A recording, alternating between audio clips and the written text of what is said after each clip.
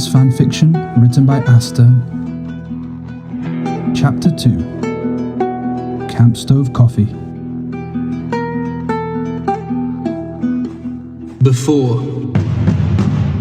The number of confirmed deaths has passed 200. Joel had cried as he rocked back and forth, holding Sarah. They laid her into a small grave. The governor has mobilized the National Guard to evacuate stranded residents and secure areas overrun by the sick. Whoever got it first wasn't bit themselves, so how did they get it, huh? Sir, why don't you just come on outside with us? This place was beginning to feel toxic, like the hopelessness was seeping into his bones. We should go. Get out of this place. We gotta have a gun, both of us. Well, what do you want me to do? Steal one? For it was a sound of grief. It was one of panic. There's a fucking panic out there. So she Check was for bites. She was Is it Emily? Anyone she came in with? How'd she touch? Did she get you? Did she actually bite you? No, you got the guns. Tommy nodded. All right, let's go then.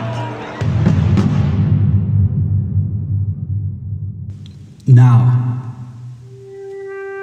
October the 2nd, 2013, 5:12 p.m. Joe, I don't think anyone's gonna look too closely at one dead soldier. Joel glanced sidelong at his brother, then nodded softly. Yeah. The residential street they stood on was like many they had seen already. Abandoned and lonely, with a discomforting mix of the shockingly ordinary and the painfully out of place. Plastic chairs and garden tables sat beneath broken windows. In driveways, cars with doors ajar and luggage spilled angrily out the back were kept company by tidy garbage cans and kids' basketball hoops. And across neatly manicured lawns and white sidewalks, the bodies of the dead lay bloated and stiff. The street was not strewn with the dead, as some reports had said city streets were. But there were enough scattered bodies to give Tommy a jolt each time he spotted another. Some lay spilling out of cars, others crumpled beneath mailboxes. Many looked to have been torn apart. Like Joel, Tommy had spent weekends as a kid hunting and visiting their grandparents' farm outside Austin. It was not the gruesome sight of dead things that turned his stomach. It was the time and place. The old world was juxtaposed so freshly against the new, and it felt fundamentally, instinctively wrong. Wrong. Jesus. How the hell did this happen? Joel muttered, not for the first time. Tommy did not reply. The triage and safe zone were a day behind them. It had been erected in a town called Leland, notable to Tommy mainly for the big goodwill that had been built there a few years ago, and become his go-to source for old appliances and work shirts. But Leland was small, and had quickly turned to rural countryside not long after Tommy and Joel had left the triage. That was fortunate. The sick had been noticeably drawn to the fences and cement barriers that defined the edges of the safe zone, but they had disappeared as soon as Tommy and Joel had begun to leave buildings behind. At least, if they were there, Tommy had not seen them. So far, the sick had left them alone. One of these places has to be empty. Joel said, looking around them. New bandages were wrapped inexpertly around his shoulder, but his voice had the pinched quality of someone deeply wary and too stubborn to admit it. Most of 'em, I'd reckon. Tommy replied. Come on. One's as good as the next. He started up towards a light brown house whose door stood ajar.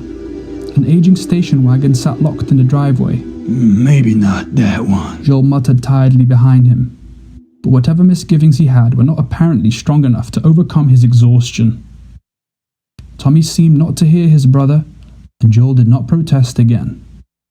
Tommy mounted the wooden porch and knocked lightly on the open door. Hello. Anyone home? There was no answer. He pushed against the door, opening it wider, and stepped into a living room with an L-shaped sofa and flower print curtains. The place had a hint of mustiness, like coming home after an extended vacation. I think we're good. he said, looking back at Joel as his brother stepped into the doorway. Yet, as Joel's boots scrapped against the entryway floorboards, Tommy heard a scuffling up the stairs to the right of the front door. Hello? He called out again, now reaching for the revolver stuffed into his back pocket. An inhuman screech responded, followed by a thunderous pounding of feet upstairs and the sound of rapid panting, like a dog. Tommy backed away from the stairs and into the living room, eyes growing wide as he pulled the revolver free of his pocket. Tommy! Joel yelled suddenly. 2 figures were bounding down the stairs. 2 figures which should have been human, but weren't. They moved in a crouched manner, with fingers and arms curling like an animal's. One was dressed in a woman's sport jacket, the other in slacks and a man's collared shirt. Joel already had his pistol out and was backing into the living room alongside his brother, but Tommy was shouting at the 2 creatures as they awkwardly fought each other to maneuver down the stairs at the same time. Stop! Wait, stop! We'll shoot! God damn it! Joel's pistol discharged twice in quick succession. The bullets only jerked the man's shoulder back twice, stalling him at the bottom of the stairs, but not stopping him. Joel was right-handed, but he was shooting with his uninjured left arm. Shoot him! God damn it! Joel growled urgently between gunshots. He fired twice more. Then 2 clouds of blood erupted across the man's collared shirt as he stumbled forward and onto his chest. Tommy clenched his teeth as the woman hit the bottom of the stairs. He squeezed the trigger once and twice. The revolver leapt back in his hand and the woman jerked awkwardly backwards a step before thumping against the wall behind her and sliding down to the ground. Blood spray stained the white plaster. Neither of the sick moved. Tommy and Joel stood there in silence for a moment, only the smell of gunpowder and their rapid breathing disturbing the still sense of abandonment that quickly filled the empty house again. After a moment and a shaky breath, Tommy lowered his revolver and slowly popped out the cylinder. He could feel the shake in his fingers as he removed the spent cartridges. 3 bullets remained. The movement seemed to bring Joel back into focus. Abruptly, his expression darkened and he shot Tommy a sharp look. What the hell, Tommy? He scowled. What? Tommy replied, instantly defensive. You can't hesitate like that. They were nearly goddamn on top of us. I wasn't gonna shoot them till I was sure they were sick, Joel. Joel's eyes narrowed and he frowned angrily. They were sick, Tommy. Real people don't sound like that. Well, I wanted to be sure. I wanted to be sure, Joel. Tommy said through clenched teeth as he followed his brother. Joel was moving to crouch over the dead man and woman. Joel shook his head impatiently as he flipped the man over onto his back. Jesus Christ, he muttered, more to himself than Tommy. He knelt next to the dead man. Look at his eyes. The dead man was jowly and graying, probably a middle-aged businessman who had once commuted into Austin during the day and watched the evening news over a glass of wine at night. But now, his face was a ruin. His eyes were shot through with red, and tears of blood had welled up and seeped out of the sockets. His pupils were misaligned.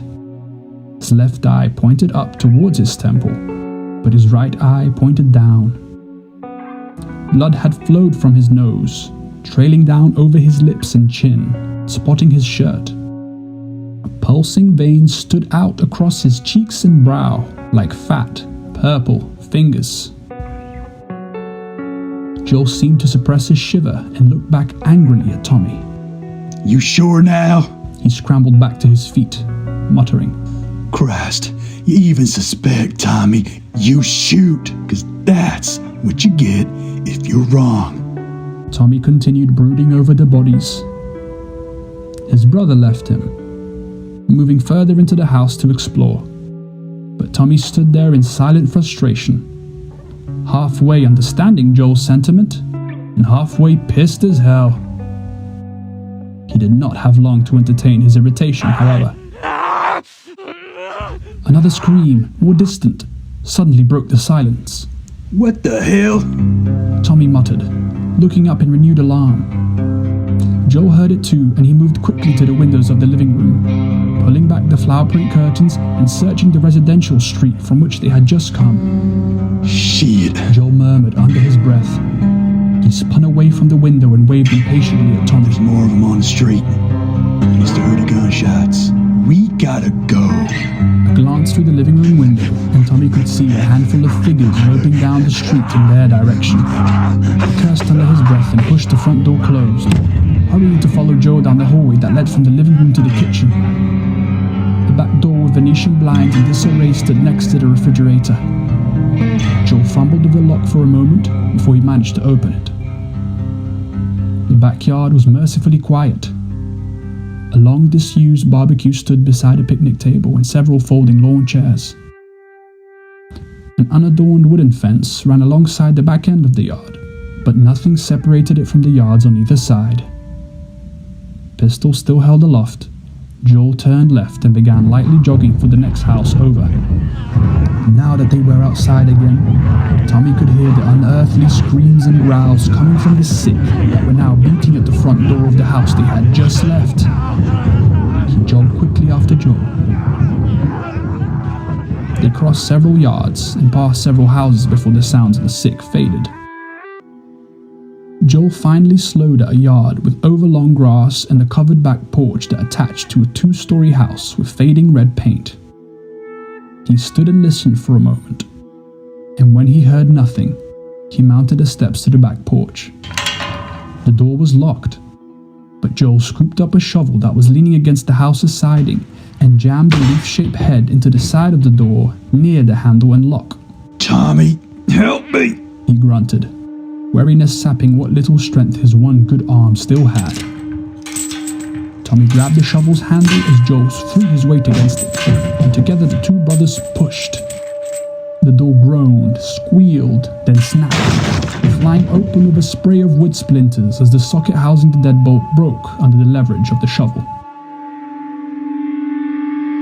They strained for any sounds that might indicate the noise had roused anyone, sick or otherwise, within the house. Nothing. Joe blew out an exhausted sigh through his nose, relief plain on his face. Come on, let's clear the place. He sounded nearly breathless, as if the fading adrenaline from the encounter with the two sick people had redoubled the fatigue that had already set in from a day of walking. The house was small and did not take them long to clear. The front door had been neatly locked, and the tops of several bookcases in the living room had bare spots amidst the dust where family photos had likely once stood. A white work truck stood in the driveway. Yet, however orderly had been this family's flight, they did not appear to have returned. The two bedrooms upstairs still had tussle sheets and blankets that had likely been thrown off the night that hell had descended. Tommy cleared the kitchen and dining room downstairs and eventually found Joel in the master bedroom at the top of the stairs. His brother's face looked haggard and grey as he was coming out of the master bedroom. All clear, Joel muttered. and downstairs. Tommy returned. Joel nodded slowly. He gave the bedroom a final sweeping look, then abruptly sat down on the bed and swung his legs up, boots and all. He lay back gently, favoring his bandaged arm but nonetheless sinking heavily into the disarrayed sheets and pillows. You gonna sleep? Tommy said. Outside, the sky was glowing orange with the setting sun. Gonna try. Joel sighed. He closed his eyes. Tommy eyed his brother with concern, not moving from the doorway. You don't want to eat something first? Joel shook his head and kept his eyes closed. Honest, Tommy, I don't think I could keep anything down. Tommy nodded. He could feel his own stomach curling in protest at its emptiness, but even so, The combination of fatigue and vague nausea at the memory of the dead businessman did not put him in the mood to eat. All right, then, He replied. Well, I'll see what I can find downstairs and bring something up here, just in case you get hungry in the middle of the night. He started to turn away to head downstairs, but Joe abruptly opened his eyes and turned his head to look at his brother. Tommy. Tommy stopped, looking back with a hand still on the door jamb. Joe was quiet for a second. Thanks. He said finally, with a single nod. Tommy frowned in grave acknowledgement. But after a second, he snorted lightly. I just gotta shoot quicker next time, right? The barest hint of a smirk crept into Joel's cheeks as he closed his eyes again and turned his head away. And conserve ammo, like I did. He added, with heavy irony. Smiling tiredly, Tommy shook his head and left Joel to sleep.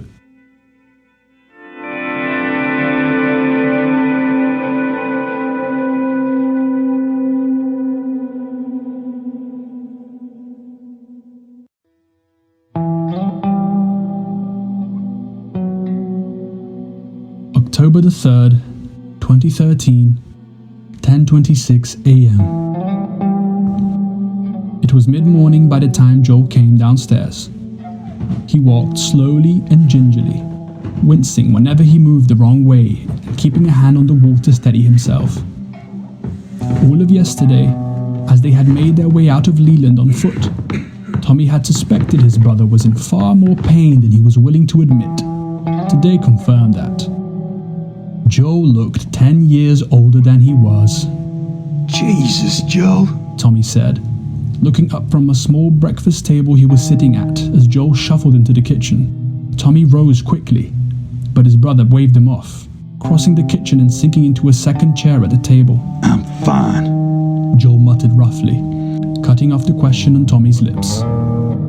Tommy's eyes narrowed and he bit back a retort, yet he remained standing, brushing past Joel and moving to the kitchen counter, where a sizable array of odds and ends had been gathered. Tommy had spent several hours the night previous going through the house, raiding cupboards for pills, first aid supplies, non-perishable food, and other useful gear. Whoever had lived here had kept only a sparse supply of first aid materials. Tommy had found only a single roll of gauze, an ace bandage, and a few sterile pads, but the number of pill bottles was voluminous. Tommy thumped down several bottles of ibuprofen, Tylenol, and Motrin in front of Joel. Take your pick, tough guy. Joel made an annoyed sound under his breath, but did not protest. Doubt they'll do more than take the edge off, Tommy said, watching as Joel selected the ibuprofen. I'll go out in a bit and see if any of the other houses have something stronger. Plenty of folks who never throw out their pills after surgery. I had half a bottle of oxycodone sitting on my shelf for years after I tore up my knee on that admin building job. It vaguely occurred to Tommy that less than a day ago, he had balked at the idea of stealing a couple of guns. Yet now, outside the safety of the triage, breaking into abandoned houses felt oddly less objectionable. Joel grunted lightly in acknowledgement, but abruptly twisted in his chair, sniffing the air. What's that smell? Tommy gave a small smile. Coffee. Joel's eyes narrowed. Like hell it is. Tommy shrugged nonchalantly, with a ghost of a grin. Well, if you don't want any. His brother grimaced in pain as he tried to twist further to look Tommy full in the face. God damn, Tommy, you're shoving pills in front of me when you got coffee. Coffee won't kill the pain. Oh, it'll help. Tommy shook his head with a true grin now as he turned away from Joel to face the kitchen counter. He had found an old camp stove in the garage and a strainer and several gallon jugs of water in the kitchen. Although it wasn't a perfect setup by any means, he had placed a coffee filter and ground coffee into the strainer and poured boiling water through it. A half-full pot of the stuff now sat gently steaming beside the camp stove. Tommy poured 2 cups. Nicely done, little brother. Joel said appreciatively as Tommy set one of the cups in front of him. Tommy smiled. That had felt almost normal. Like Joel had dropped in after work and was ribbing Tommy again for having shit coffee. Like they weren't brewing coffee through a strainer on a camp stove. In a house they had broken into. On a street filled with emptiness and the dead.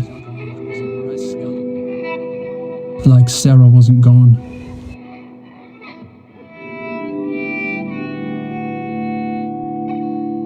The abruptness of that memory sobered Tommy with a stab of guilt, and his smile faded. He had hoped Joel's exhaustion last night would have helped his brother sleep soundly, but in the bedroom beside Joel's, Tommy had awoken more than once to the sounds of thrashing and muffled shouts next door. For his own part, Tommy had needed half a glass of the Jim Beam he had found above the refrigerator before sleep had finally taken him. The 2 of them sat in silence for a good while. Joel sipping his coffee, and Tommy absently cupping his own mug as he sat sideways on his chair, back against the kitchen wall. Neither of them had ever been the chatty sort, but now the silence between them was filled with discomfort. A reminder of the eggshells that Tommy had been walking around his brother since Sarah's death. Tommy cleared his throat finally. So, you given any thought to where we might go from here? Joel slowly lowered his coffee, eyes sinking to the kitchen table. After a moment, he shook his head and looked up. No, He murmured. He drew a deep breath and sighed heavily, shaking his head again. honest, Tommy, I don't know. I didn't think it'd be this bad out here. I figured Leyland was a disaster waiting to happen, but I don't know now. At least there were people there.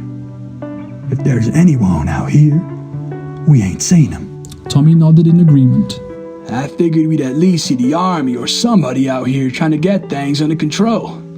Maybe they're trying to clear out the cities first. Tommy started to nod again, but instead shook his head and snorted in vague disbelief. But where the hell is everyone? How we ever gonna find anyone in all this mess? Mom, Dad, Aunt Janie, Meemaw, and Grandpa Jim? Hell, I'd even like to know what happened to the likes of Tom Birdie and Ollie Hughes. Joel's expression noticeably darkened at the mention of various family members and old work buddies. His gaze dropped again, first merely to the table, but slowly it slid to his left hand, to his left wrist, to the watch wrapped around it. With a jolt, Tommy noticed the watch for the first time. He recognized it. Of course. Sarah had been so smug when she had called him with the perfect idea for a birthday gift for her dad and convinced Tommy to drive her down to the local mall. He had even lent her $20 to supplement what she had saved for the watch already. Jesus. She must have given it to Joel the night she had died. Again, memories of that night flooded involuntarily back to Tommy.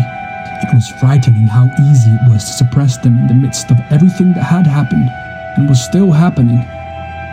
Frightening to think they could share moments of brief levity over coffee when Joe had lost a daughter less than a week ago.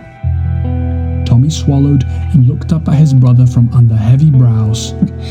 You know, He offered quietly, careful not to let his voice catch in his throat. when this is all done, we can go back. Give her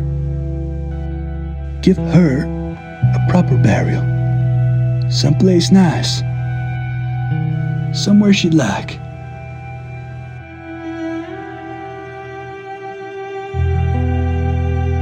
Joel was silent a long time. He did not look up at Tommy, but it seemed like all the energy had drained from him. Slowly slumping his shoulders and casting a wretched pallor over his face. Subtle muscles twitched around his eyes and mouth. For a second, Tommy wondered if Joel was fighting back tears, Yet, when Joel finally drew a deep breath, his jaw tightened and his lips pressed together. He looked up with a hard expression that raised the hairs on the back of Tommy's neck.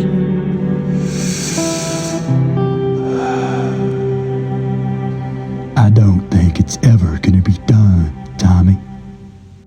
And with that, he stood and shuffled out of the kitchen. His coffee sat forgotten on the table.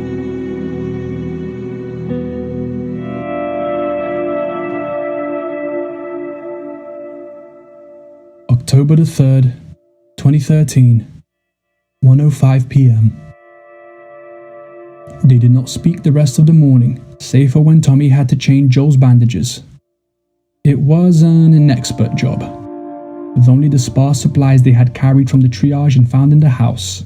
Tommy had placed several sterile pads over the gunshot wound, then ended up wrapping Joel's shoulder in dish towels and using the ace bandage to hold it all together. It would have to do until they could find something better.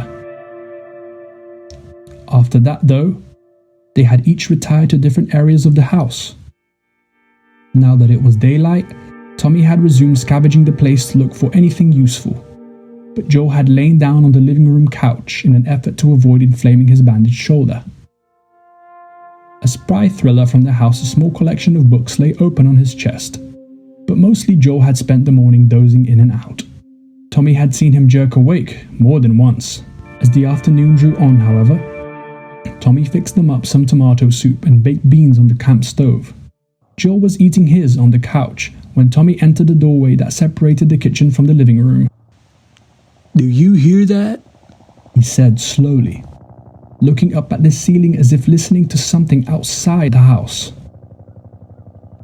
Joe glanced up in surprise, dropping a spoonful of beans back into his bowl. He listened, too. Outside, a low, distant rumbling. It was getting louder. What is that? Joel muttered, his brow furrowing. A few more seconds and the sound grew clearer. Chopper? Holy shit! Tommy said suddenly. He dashed for the front door as Joel scrambled up from the couch. Together, they unlocked the deadbolt and jerked open the door. A quick glance up and down the street confirmed it was still abandoned, and they poured out, thumping quickly down the front steps and out into the driveway, eyes strained skywards. There it was. A helicopter, a Huey painted army green, was flying slowly over the neighborhood, following the direction of the street on which they stood. Tommy ran out into the middle of the street and began waving as the aircraft neared them. Joel joined him, placing a hand over his brow to shield against the glare of the sun. Tommy looked back at Joel, and as he did so, he noticed movement in front of a house several doors down from the home they had occupied. 3 people were creeping warily out a front door. Real people. Ones who moved without the animalistic crouch of the sick. His eyes widening, Tommy began to look all around them. Doors were opening up and down the road, and others were shuffling out into the street as well, all looking towards the approaching helicopter. Maybe 20 people in all. A bearded man clutching a hunting rifle was nearest to Tommy and Joel. Trailing him was a woman Tommy assumed to be the man's wife. They both looked at Tommy with wide eyes and open mouths. But after a second, they turned to stare at the helicopter rather than try to shout above the din of its walloping blades. A loudspeaker suddenly crackled to life from the helicopter, loud enough to be heard above the noise of its flight. Attention! Attention! The military has set up a quarantine zone for survivors in Huntersville. Repeat. The military has set up a quarantine zone for survivors in Huntersville. We are discontinuing rescue missions for stranded residents. All private citizens are urged to make their way to Huntersville. Do not approach the infected. Do not attempt to enter Austin. Repeat. Do not attempt to enter Austin. The man with the beard looked back down at Tommy, confusion written across his face. Why are they quarantining people who aren't sick? He shouted above the noise. Tommy shook his head and held up his hands to indicate he knew no more than the man. Get back in your homes! Hey, look out! Tommy's head swiveled back to look at the helicopter as the voice over the loudspeaker suddenly shifted from military formal to panicked alarm.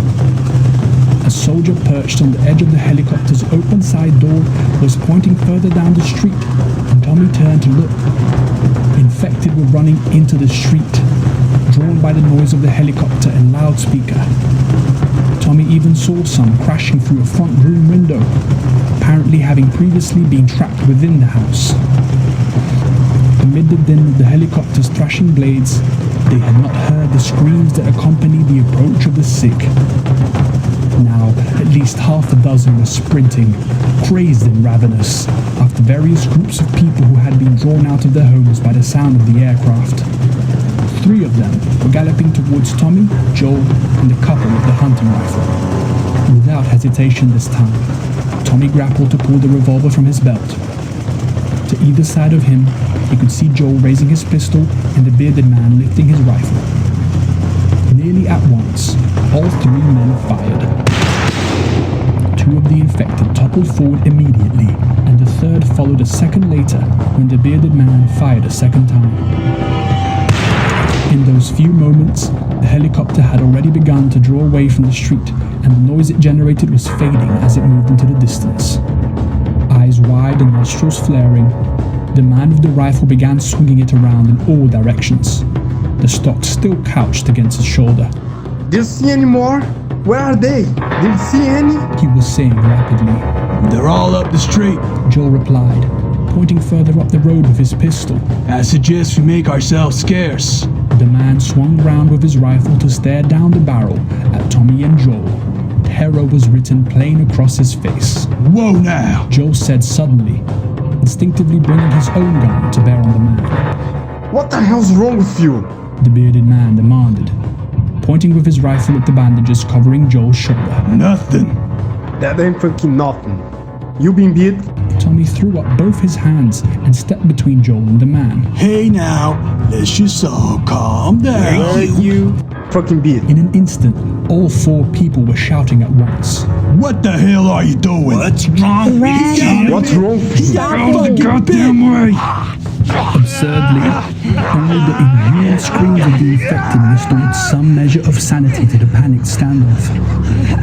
They all looked up as more of the sick began racing towards them, attracted by their shouting. Tommy glanced at the rushing infected and back at the bearded man, then shook his head violently. Screw it! He turned and ran towards Joel, grabbing Joel's gun hand as he did so, and jerking it downward so that Joel was no longer aiming at the bearded man. Come on, Joe! His brother looked surprised for a moment, then huffed out a breath and nodded hard. Into the house! He growled, turning with Tommy. Together they scrambled back up the driveway and past the white work truck parked there, pounding up the front steps and through the front door as fast as Joel could run. Tommy could hear the frenzied panting of the infected behind them and dared not even risk a look back, lest it slow him down. They flew into the house, Joel leading and Tommy only inches behind him. Joel spun around, suddenly crying out in pain at the abrupt movement, but he grabbed the front door and slammed it closed. A second later, it jumped and thumped with the weight of bodies being thrown against it. Joel backed away, staring at the door as Tommy put his back against it and sank to the floor, knees against his chest. Both stared at each other, breathing hard and fast. Outside, wild fists pounded furiously against the door, and fingernails scraped and scratched as the infected fought against the 2 inches of wood that separated them from their prey.